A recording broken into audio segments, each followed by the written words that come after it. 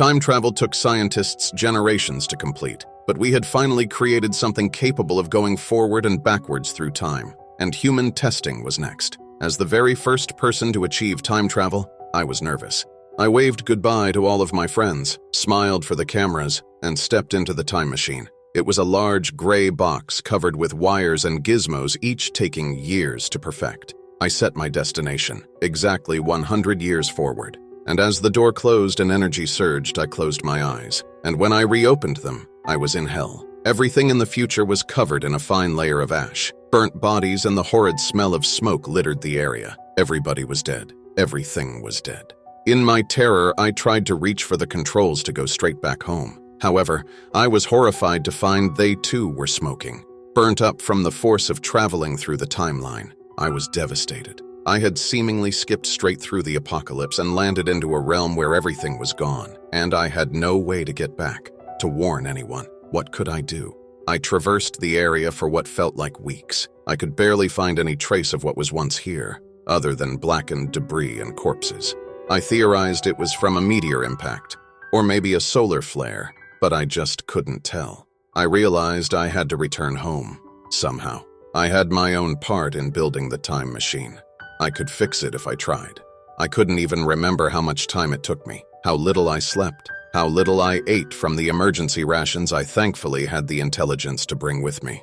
At long last, I saw a flicker of life come back to the scathed controls. Gasping, I ran back inside the time machine without a second thought and plotted my destination with shaky hands. Over 100 years ago, plus 30 minutes. If I had just 30 minutes, I could warn everyone, warn myself, of what I saw in the future. As the door closed and energy surged, I closed my eyes. And when I reopened them, I was in hell. Another scorched landscape, another grisly sight. But how? How could the apocalypse still be here? Hadn't I traveled through time properly? I looked down at the bodies, and my blood ran cold. Cameras. In ruins, yes, but I could just barely recognize the debris. They were the cameras the news used to record me as I left my timeline. I looked at the time machine, at its burning controls, and I realized just how much energy would be unleashed from a 100-year jump, possibly enough to kill a planet on impact. And I fell to my knees and began to sob as I realized that I could never return home if I tried, because I was the apocalypse. I am a time traveler, or I was. You see, I was capable of traveling time however I pleased, past or present. I was a scientist with a great mind, I think, being the only person in my time, no pun intended, to discover time travel. I say I think because I don't really remember my past. When I discovered this ability, all I remember was euphoria. My vision sparked colors I've never seen before. My body dissipated into millions of tiny particles, and suddenly I'm in another dimension of time.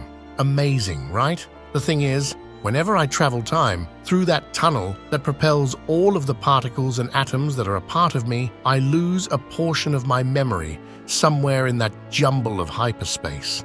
My first time travel, I forgot pretty much everything. Ever since then, I've taken caution to how I time travel and how often I do it.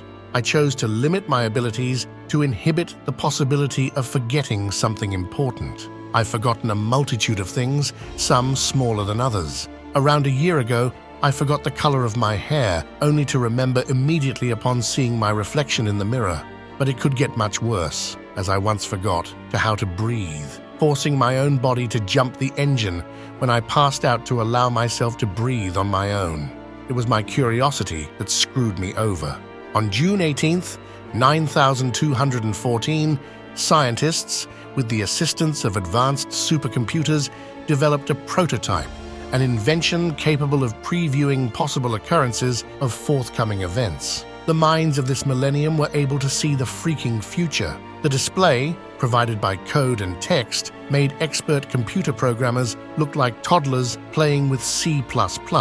Nevertheless, it was ready, making its predictions. It ran for 3 years, producing accurate images of the future. But in 9217, it ceased to continue.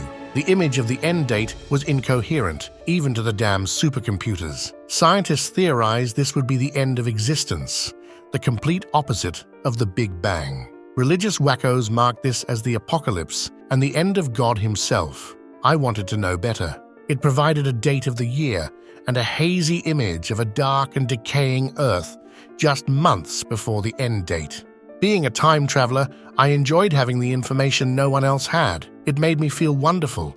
That's why I decided to go there, to find out what the hell happens and go down in the books. And I did. Boy, do I regret it. I was trembling. My bowels loosened. My stomach turned. I was terrified.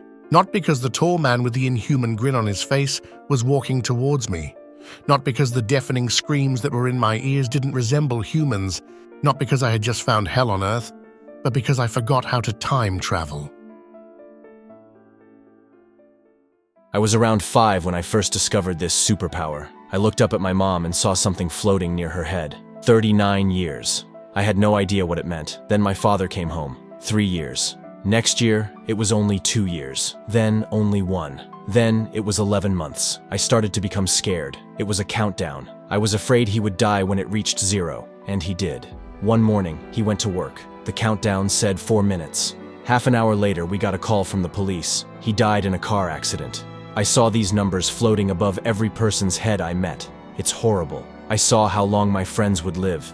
After a few years, I just decided not to look there. I didn't want to know when I would lose them. When I met my now wife, I never looked at the number.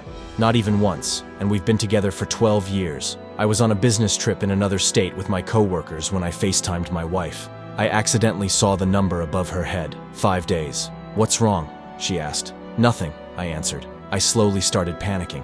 "You know, I think I'll come home a few days earlier."